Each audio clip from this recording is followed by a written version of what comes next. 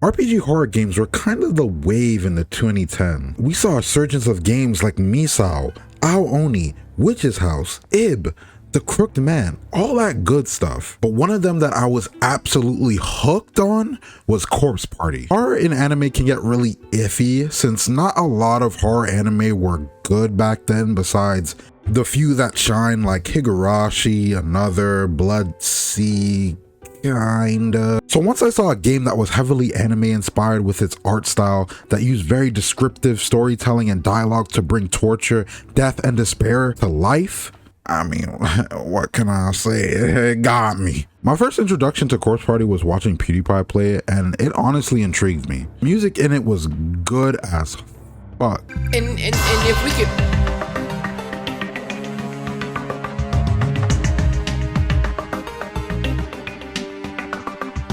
And the characters had personality, the voice acting was top notch as well. I'm gonna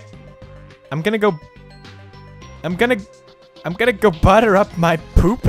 What are we talking about? The sound design was low-key horrifying for how good it was. You can really hear when someone is in pain or when someone's intestines were being ripped out and blood splashing on the floor. It was some crazy shit.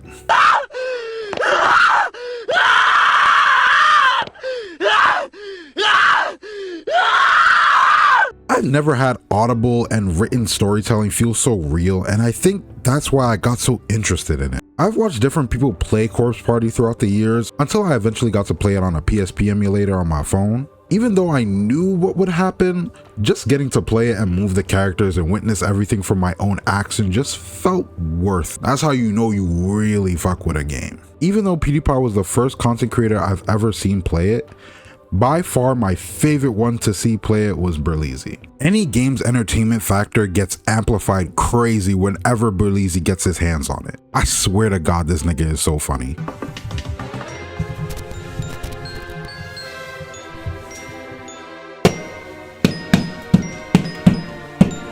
That's some bullshit.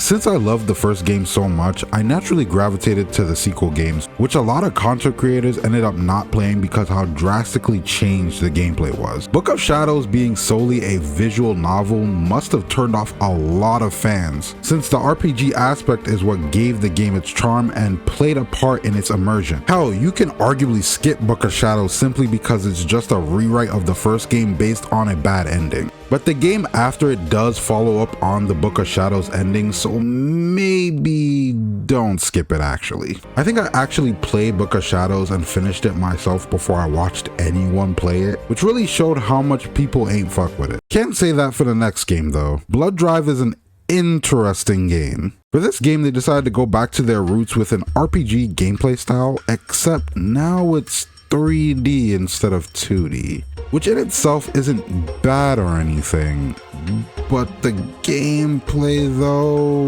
When I first got introduced to Blood Drive, I believe I watched Eric Van Wilderman play it, and then shortly after I looked in every nook and cranny to find out how to play the game, until I ended up finding an application file for the full game for Android. No, I don't remember how I found it, I just know that I was dedicated. When I first played this game, I was kind of blinded by the hype of the story that I didn't actually realize how bad the gameplay actually was. The stamina system was horrible and felt like you could only run for 5 seconds while the thing chasing you quickly catches up and murks you. And when you run out of stamina, your character has to stop and breathe to let whatever is chasing you get free food basically. The game itself ran like piss in some areas.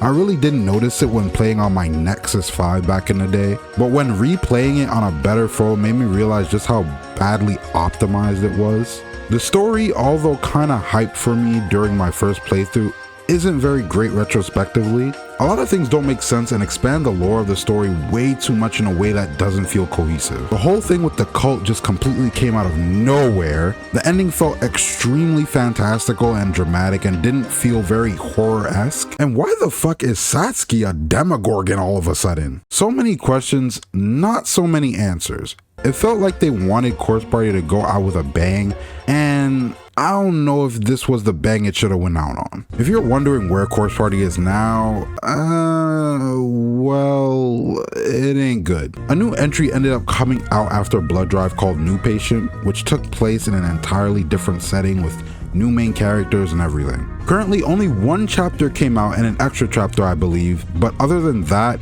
it hasn't been touched since 2019. There was a spin-off game that I didn't mention called 2U, which is like Sachiko's birthday. This was basically a filler comedy visual novel game, which doesn't add anything to the story besides give unique character interactions. I remember when this came out, it was Japan only, and the only way I can see it and understand what was going on was to see Joey, which you may know him as the anime man, play it and then translate it in real time while playing it. He was probably the only person to do that at the time, so I kind of appreciate him for doing that. But yeah, that's it for me yapping about Corpse Party.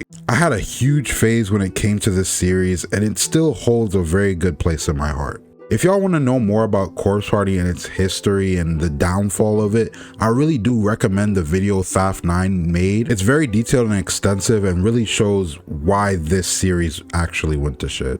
Anyways, I'm out. Make sure you like and subscribe if you like me yapping on these type of videos. Check out my gaming channel for stuff like Marvel Rivals and other games that I may play. I'm gonna see you on the next Yap Chess. Yeah.